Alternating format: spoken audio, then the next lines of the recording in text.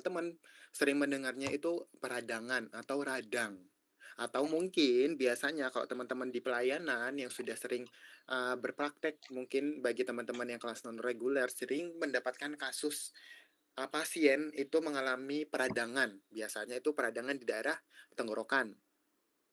Nah, biasanya itu kan teman-teman menggunakan obat-obatan golongan NSAID, baik itu yang selektif ataupun non-selektif, ataupun obat-obatan golongan kortikosteroid untuk mengatasi atau mengobati pasien-pasien yang sedang mengalami inflamasi.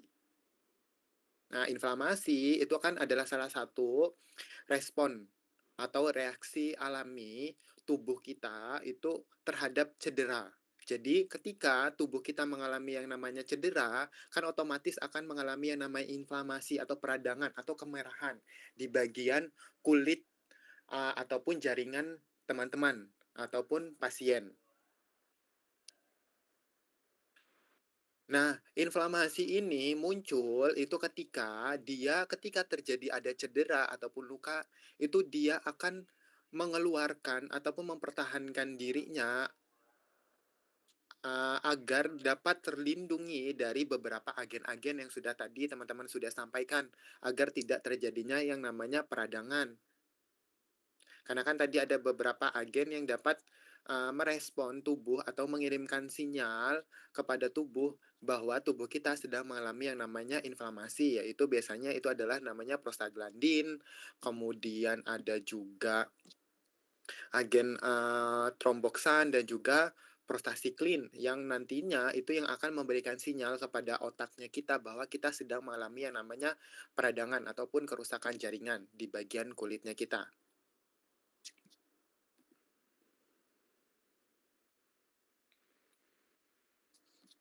Nah, tadi juga itu kan tadi teman-teman itu sudah menyampaikan juga bahwa ada dua jenis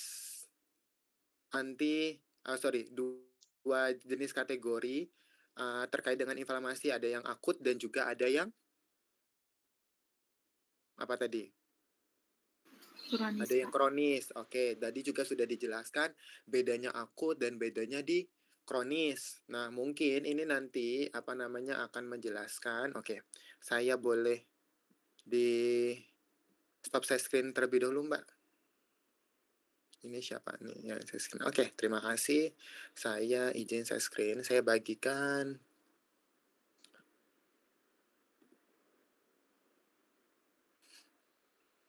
Oke, terlihat tidak mekanismenya atau patofisiologinya? Slide saya terlihat nggak? Terlihat, Pak. Oke, nah ini yang dinamakan terkait dengan patofisiologi atau proses terjadinya inflamasi di dalam tubuh. Ini kan kita memiliki yang namanya membran fosfolipid. Nah, membran fosfolipidnya ini ketika dia itu mengalami yang namanya kerusakan, maka dia akan namanya mengalami pelepasan yang namanya fosfolipase. Nah, fosfolipase ini nanti dia akan dirubah menjadi asam arakidonat dengan bantuan oleh siklooksigenase. Nah, COX-nya ini atau siklooksigenasenya ini yang nanti akan merubah dari fosfolipase menjadi asam arakidonat. Nah, asam arakidonat ini dia akan terbentuk menjadi siklooksigenase. Baik itu siklooksigenase 1 ataupun siklooksigenase 2. Karena nanti pengiriman sinyalnya itu akan berbeda. Yang satunya jika dia terbentuk menjadi siklooksigenase 2, maka dia akan terbentuk prostaglandin. Maka prostaglandinnya ini itu yang akan mengirimkan sinyal ke otak bahwa kita sedang mengalami yang namanya peradangan. Nah, kalau dia dirubah menjadi siklooksigenase 1, maka dia akan terbentuk dua sinyal, tromboksan dan juga prostasiklin di sini yang akan nanti mengirimkan sinyal kepada otak bahwa kita terjadi yang namanya peradangan. Nah, untuk mengobati ataupun regimen terapi untuk inflamasi sebagai obat-obatan antiinflamasi itu golongan obatnya ada apa saja yang bisa kita gunakan? First line-nya obat apa? Sudah pernah mendapatkan mata kuliah farmakoterapi? Belum, Bapak. Belum, oke. Biasanya kalau untuk menangani pasien-pasien inflamasi atau untuk menangani atau regimen terapi untuk inflamasi, itu apa?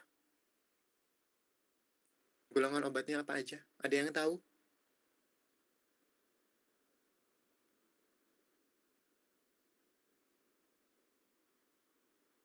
Yang namanya obat-obatan apa? Obat-obatan golongan steroid itu bisa, kemudian obat-obatan golongan NSAID baik yang selektif ataupun non selektif, kemudian paracetamol atau acetaminophen itu juga nanti bisa. Nah, ketiga obat itu nanti bisa kita gunakan untuk menangani yang namanya terkait dengan inflamasi pada pasiennya, tergantung inflamasinya nanti seperti apa. Karena kan dibagi menjadi dua tadi, ada yang akut dan juga ada yang kronis. Nah, selain itu, kita harus melihat juga terkait dengan kontraindikasinya dan sebagainya apa. Oke, yang di sini kemudian ketika kita memberikan regimen terapi golongan steroid, nah steroid itu dia akan bekerja di fosfolipasenya. Nah, kan ketika membran selnya atau membran fosfolipidnya ini ketika mengalami kerusakan, maka kan akan baru keluar yang namanya fosfolipase. Nah, ketika kita memberikan obat golongan steroid, mungkin ini sekaligus menjawab pertanyaan dari Mbak siapa tadi itu? Dari Mbak Fahma ya mungkin kalau nggak salah tadi. Nah, ketika kita memberikan pengobatan atau regimen terapi obat golongan steroid di sini, dia akan menghambat yang namanya pembentukan dari fosfolipase menjadi asam arekidonat. Ketika steroid itu masuk ke dalam tubuh dan kita hambat pembentukan fosfolipasenya menjadi asam arekidonat, maka fosfolipasenya ini kita blok. Nah, ketika diblok, maka dia tidak akan terbentuk yang namanya asam arekidonat.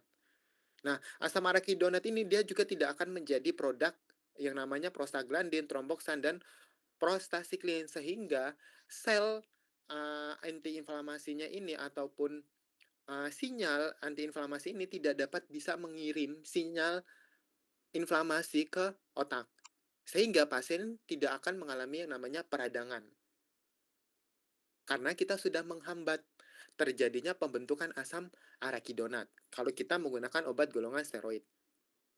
Nah, kemudian ada yang namanya NSAID. Nah, NSAID itu kan dibagi lagi menjadi dua. Ada yang namanya NSAID yang selektif, ada yang namanya NSAID yang non-selektif. Nah, contoh obat NSAID yang selektif itu apa? Kemudian contoh obat yang non-selektif itu apa? Kalau yang selektif, yang non-selektif itu apa?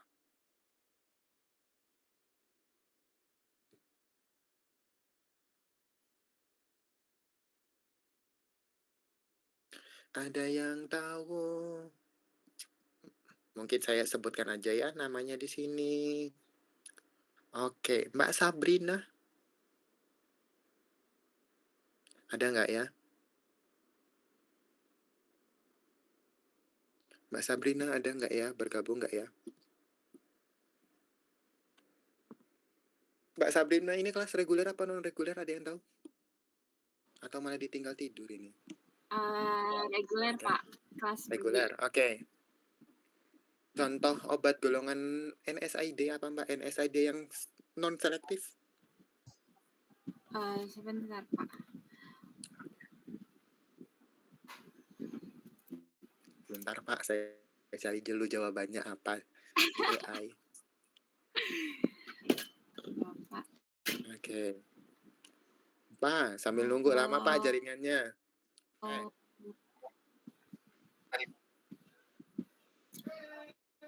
ibuprofen, Pak. Ibuprofen, oke. Yang kelas reguler siapa di sini? Non reguler, sorry.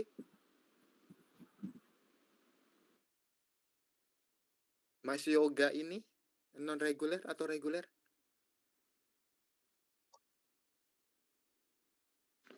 Reguler, Pak. Reguler ya. Kelas non reguler siapa ya?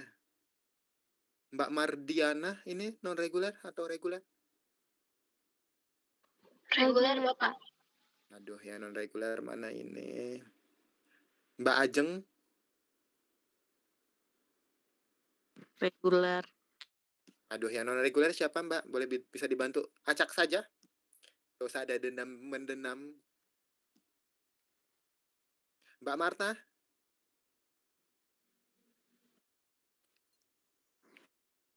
Non-reguler atau reguler? Non reguler, Pak. Non-reguler. Nah, Mbak Marta. Nah, Mbak Marta sedang pelayanan kah atau bagaimana ini?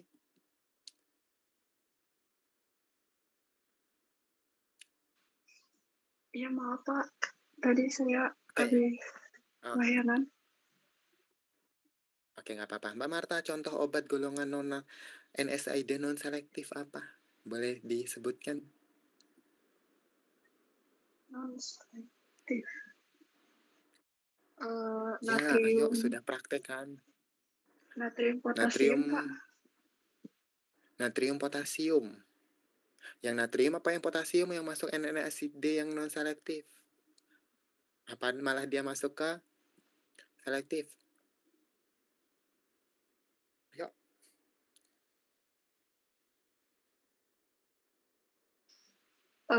Methylprednisolon bisa Pak.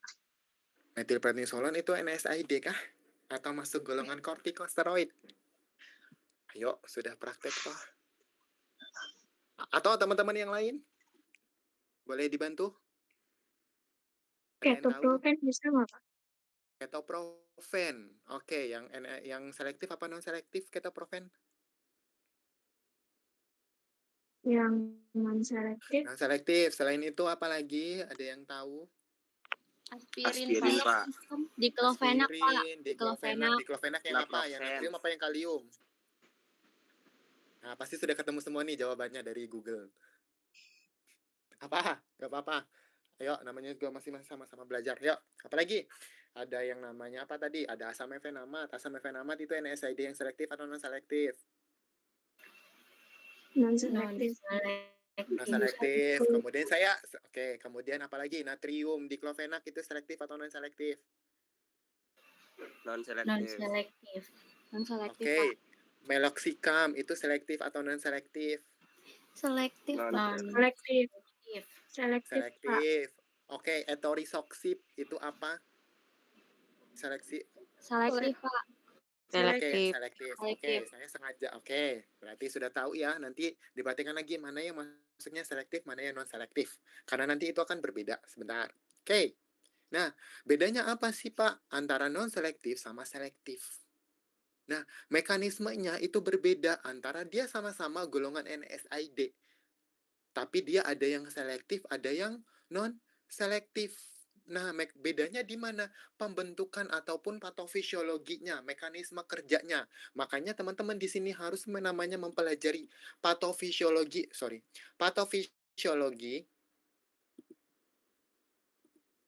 ataupun mekanisme kerja dari obat-obatannya teman-teman.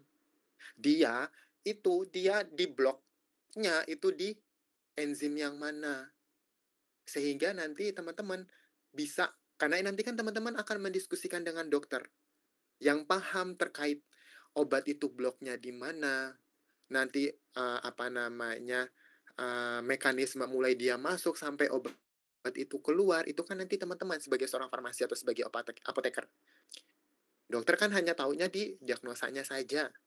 Nah, kita nih yang akan mempelajari terkait dengan obat ini di bloknya di mana, dia nanti seperti apa, kenapa kita harus memberikan obat seperti ini. Nah, itu nanti akan jauh lebih enak nanti teman-teman mendiskusikan karena dokter nggak akan paham.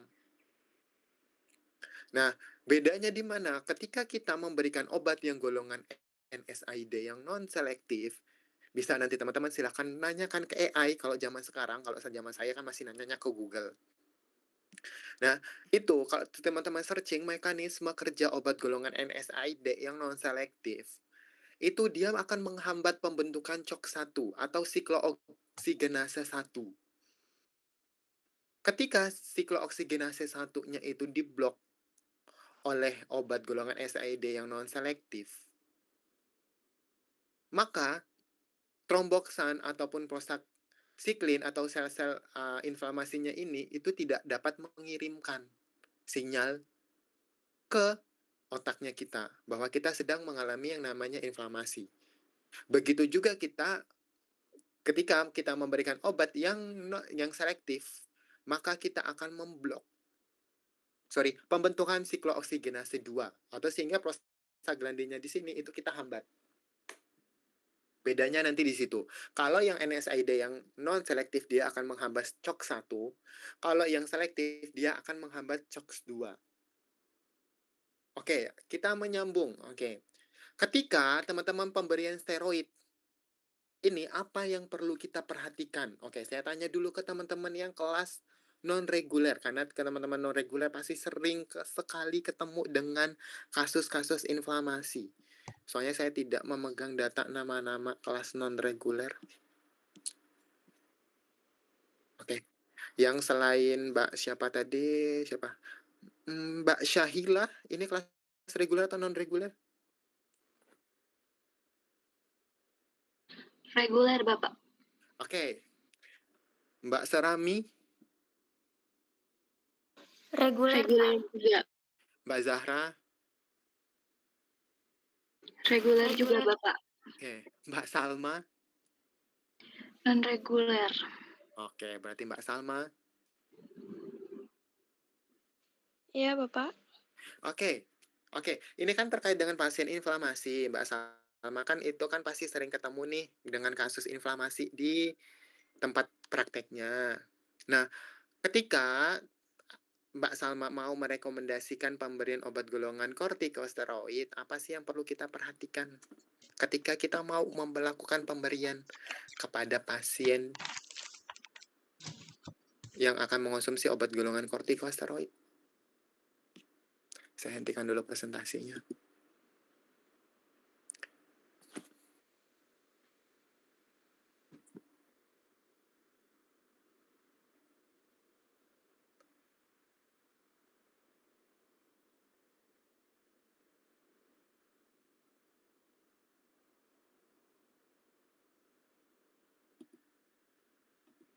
Paling ada alergi obat atau tidaknya, Pak? Oke, selain alergi obat, apa yang paling urgensinya? Selain Mbak Salma, atau ada yang tahu teman-teman yang lain? Kalau punya lambung, Punya asam lambung lambung. gitu, Pak. Asam Oke, lambung. selain itu, ada lagi? Kenapa kok pemberian obat, kenapa kok dia mengalami antiinflamasi, kemudian itu dia bisa menyebabkan lambung itu nanti. Kemudian selain itu apa lagi yang perlu kita perhatikan?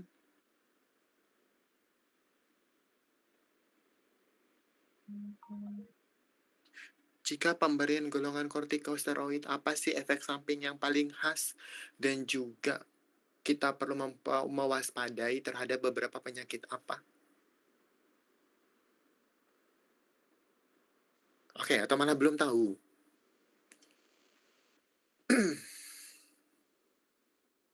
Ada yang sudah tahu atau masih belum tahu? Oke, ada yang sudah tahu? Oke, ketika kita berat badan, Pak. kenaikan berat badan. Oke, kenaikan berat badan atau malah moon phase. Oke. Ada lagi? Riwayat penyakit. Riwayat penyakit yang seperti apa yang perlu kita perhatikan jika kita mau memberikan obat golongan kortikosteroid? Hipertensi.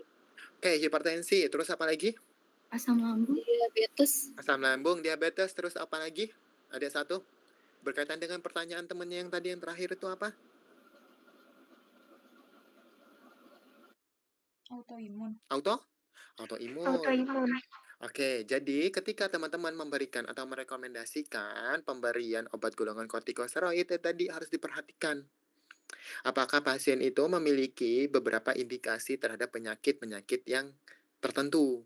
Karena terkait dengan efek samping bahwa jika kita melakukan pemberian obat golongan kortikosteroid itu dia dapat menaikkan tekanan darah, kemudian dapat menaikkan gula darahnya, dan juga harus kita waspadai pada pasien yang memiliki penyakit autoimun karena dengan pemberian obat golongan kortikosteroid itu dapat menurunkan imun dari pasiennya.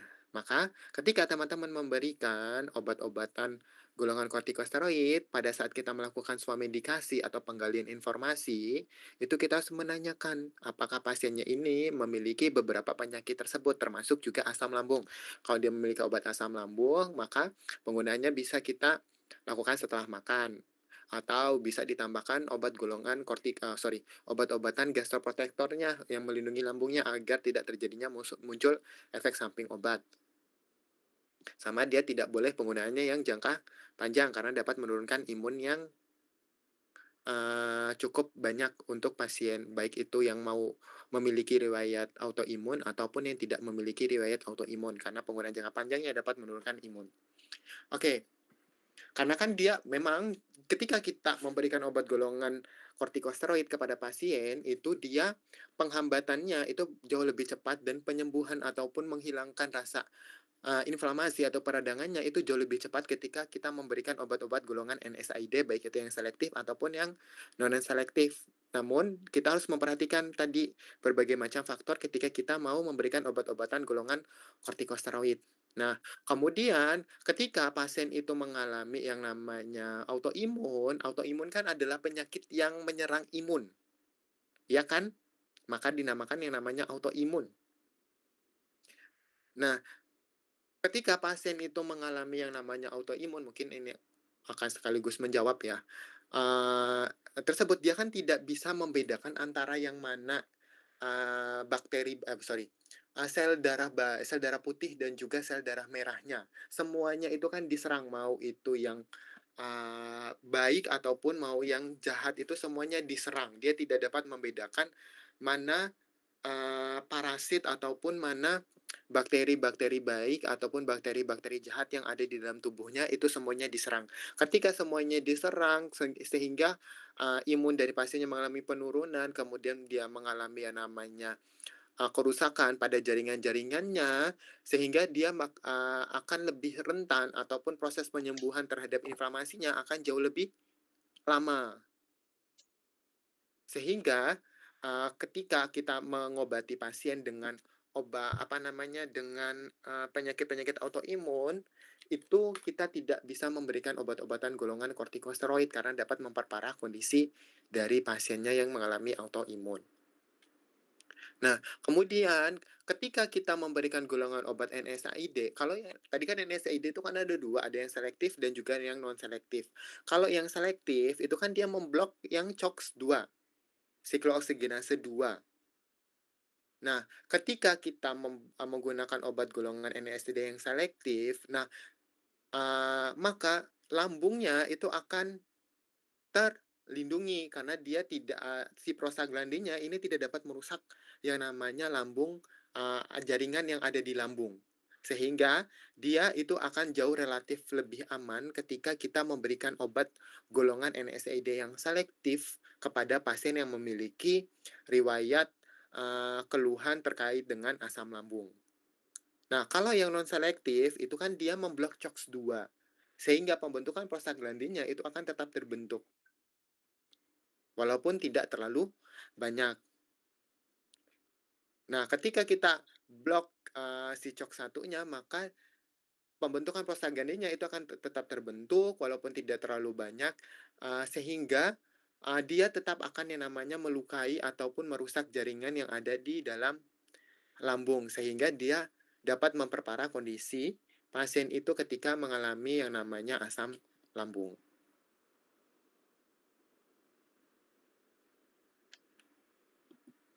Oke. Monggo kelompok 1, silakan menjawab beberapa pertanyaan dari teman-temannya yang tadi. Atau ada yang mau ditanyakan dulu dari penjelasan saya tadi?